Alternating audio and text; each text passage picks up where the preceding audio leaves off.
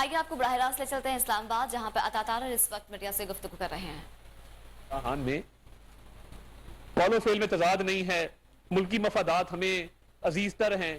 عمران خان کی طرح ہم یو ٹرن نہیں لیتے، ملکی مفاد کو اپنی ذاتی انا کی خاطر بیچتے نہیں ہیں۔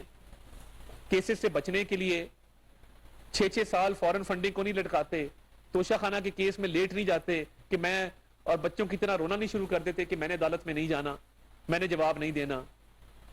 سٹے آرڈر کے پیچھے سائفر کے کیس میں نہیں چھپتے، ٹرین کے کیس میں تاریخ پہ تاریخ لے کے دائرہ اختیار کو چیلنج نہیں کرتے۔ جتنے چوری چکاری کے، ڈکیتی کے، ٹرین کے کیسز ہیں، تمام میں یہ عدالتوں سے بھاگا ہوا ہے اور سٹے آرڈرز اور بیلوں پہ پھر رہا ہے۔ جب لاہور ہائی کورٹ کے جج صاحب نے پوچھا تھا دستخط کس کے ہیں تو خان صاحب مکر گئے، انہوں نے کہا میرے نہیں، اظہر صدیق نے کیے ہیں۔ ایک وہ وکیل ہے اظہر صدیق صاحب، ان پہ انہوں نے انگلی اٹھائی، انہوں نے کہا یہ انہوں نے کیے ہیں جعلی دستخط میرے۔ جعلی دستخط کرنے کے تو آپ ماہر ہیں، تو کاروائی سپیکر کو میں ریکویسٹ کروں گا، کاروائی آپ کے خلاف ہونی چاہیے۔ آپ نے وزارت سے استعفے کے باوجود جو ایک وزیر اطلاعات کے طور پہ آپ فلیٹ پر آپ کا قبضہ رہا ہے، یہ 2 ماہ قبل تک بھی آپ کو چارجز اس کے پے کرنے ہوں گے، وہ لاکھوں روپے بنتے ہیں۔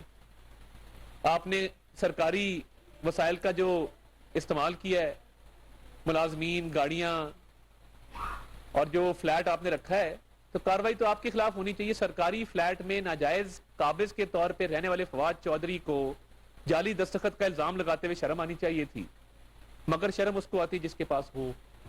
جس کے پاس شرم نہیں ہوتی اس کو آتی بھی نہیں ہے۔ دلائی جا سکتی ہے، کوشش کی جا سکتی ہے، مگر جعلی دستخط والی جو بات کی، عمران خان صاحب کو یہ آتے ہیں۔ ہمارے دستخط بھی اصلی ہیں، ہماری حکومت بھی اصلی ہے، ہمارا کاز بھی اصلی ہے۔ آپ کے دستخط بھی جعلی ہیں، آپ کا لیڈر بھی جعلی ہے، آپ کا کاز بھی جعلی ہے۔ جنید حسین صاحب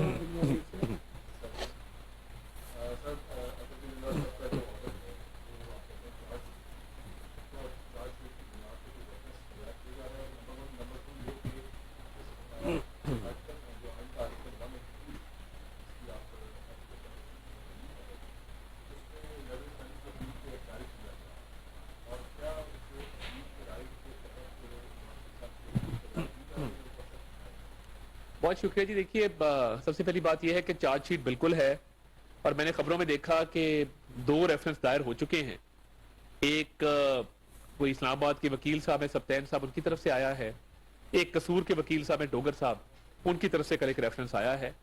حکومت نے یا حکومتی اتحاد نے ابھی کوئی ریفرنس کی تیاری شروع نہیں کی، مگر obviously اس پہ مشاورت جو ہے وہ ہو رہی ہے، اور اس پہ بہت جلد جو ہے وہ کوئی نہ کوئی فیصلہ کر لیں گے۔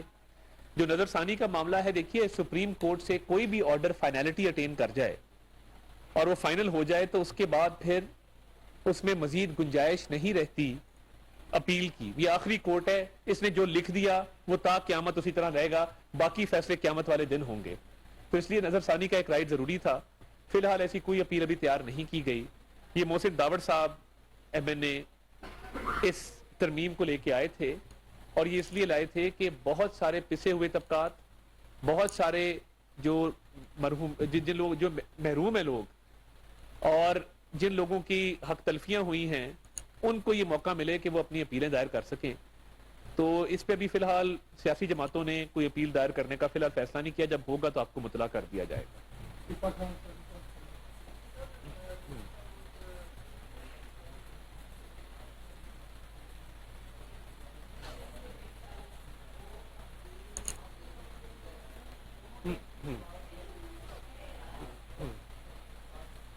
دیکھیے 90 دن کی جہاں تک بات ہے تو معاملہ بڑا کلیئر ہے کہ ایک قانونی طور پہ قائم حکومت قانونی طور پہ توڑی جائے تو 90 دن میں انتخاب ہوں گے نا۔ جب سپریم کورٹ وہ حکومت قائم کرنے میں اپنا کردار ادا کرے اور پھر اس کو توڑوانے میں اپنا کردار ادا کرے اور پھر وہ کیس لگا کے 90 دن میں الیکشن کا آرڈر کرے، تو آئین کا آرٹیکل 224 کہاں جائے گا جس کے تحت نگران حکومتیں پورے ملک میں قائم ہونی ہیں، اور نگران حکومتوں کی تحت یہ الیکشن ہونے ہیں۔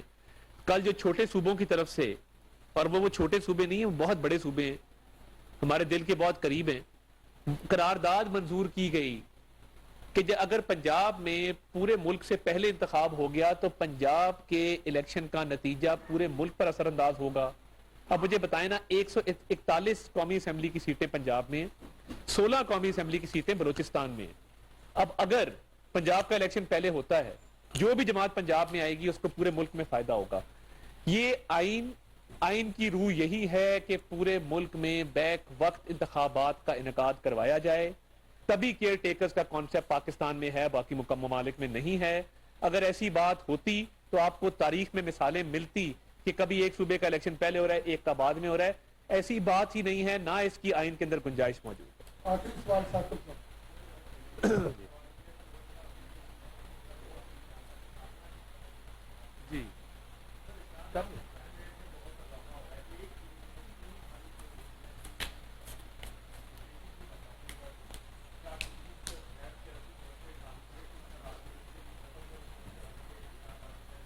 دیکھیے, میں یہ سمجھتا ہوں کہ جو آئی جی اسلام آباد ہیں اکبر ناصر, ان کے قوائف کیا ہیں, یہ کون آدمی ہے, یہ آپ کو جاننا ضروری ہے. یہ وہ آدمی ہے جس نے لاہور میں پہلا سیف سٹی کا ماڈرن ترین پروجیکٹ لانچ کیا, کم ترین قیمت پہ لانچ کیا, اور کرائم ریٹ تو بہت دور کی بات ہے, بڑے بڑے دہشت گردوں کو ان کے منطقی انجام تک پہنچانے میں مدد ملی. وہ کیپٹن مبین شہید کا کیس ہو, وہ لاہور میں بم دھماکوں کے کیس ہوں, تو یہ کرائم فائٹر ایک انسپیکٹر جنرل ہیں پولیس کے جو سیاست سے مبرہ ہیں. بدقسمتی سے تحریک انصاف کی حکومت نے آتے ہی افسران کی لسٹیں جس طرح بنائیں اور یہ تمہارا افسر اور میرا افسر کی ڈیبیٹ شروع کی, یہ کبھی بھی نہیں تھی اس ملک کے اندر. اور میں یہ سمجھتا ہوں کہ obviously کرائم ریٹ ایک پرابلم ہے, مگر فرشناس افسر لگے ہوئے ہیں, پولیس اپنی بھرپور کوشش بھی کرے, اس میں بہتری بھی آئے گی. اور مہنگائی کی جہاں تک بات ہے, دیکھیے کورٹ کے اندر کھڑے ہو کے میرے سے سوال کیا گیا تھا, اب کورٹ میں پروسیڈنگ اور چل رہی ہے, سوال مہنگائی کا اور ہے, ادھر تو ہم بات کر سکتے ہیں نا. میں وہی بات کر رہا ہوں کہ دیکھیے اب یہ سستے آٹے کی, فری آٹے کی سکیم ہے, ملک کی تاریخ میں کبھی فری آٹا نہیں دیا گیا. ابھی بھی لوگوں کی کوشش ہے اس کو تنقید کا نشانہ بنایا جائے. بہترین انتظام ہو رہا ہے, بد نظمی ہوتی ہے, کئی جگہوں پہ ہوتی ہے, مگر اس کا یہ مطلب نہیں ہے کہ فری آٹا دینا حکومت بند کر دے. 4 سال میں جو معیشت کو تباہی کے دہانے پہ کھڑا کیا گیا ہے, قرضے پہ قرضے لیے گئے ہیں. ہمیں تو 1 سال مکمل ہوا, ہم جو پاکستان چھوڑ کے گئے تھے وہ تو ہمیں نہیں ملا. مہنگائی بھی نہیں تھی, بے روزگاری بھی نہیں تھی. ہاں کریں.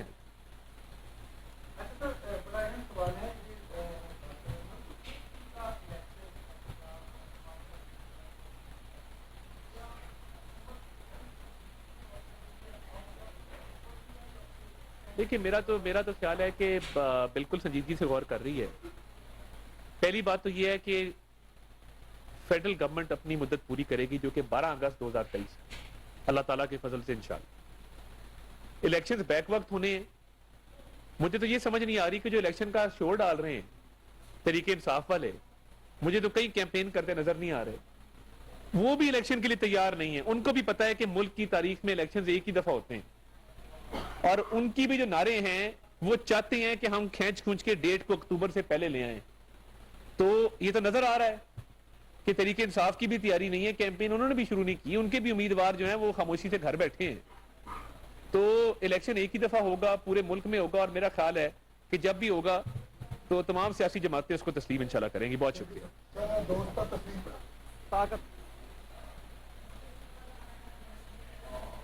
جی بالکل, آپ کو بتائیں اسلام آباد میں وزیراعظم کے معاون خصوصی عطا طاہر اس وقت نیوز کانفرنس کر رہے تھے.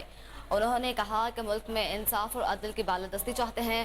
فائنانس بل کے مطابق معاملات آگے چلائیں گے. صدر دستخط کریں یا نہ کریں, سپریم کورٹ بل دے, اس کے بعد قانون بنایا جائے گا. پارلیمان آئین میں تبدیلی کا حق رکھتی ہے. طاقت کا سرچشمہ عوام ہے. پارلیمان سپریم ادارہ ہے. انصاف ہوتا اور نا انصاف ہوتا نظر آ رہا ہے.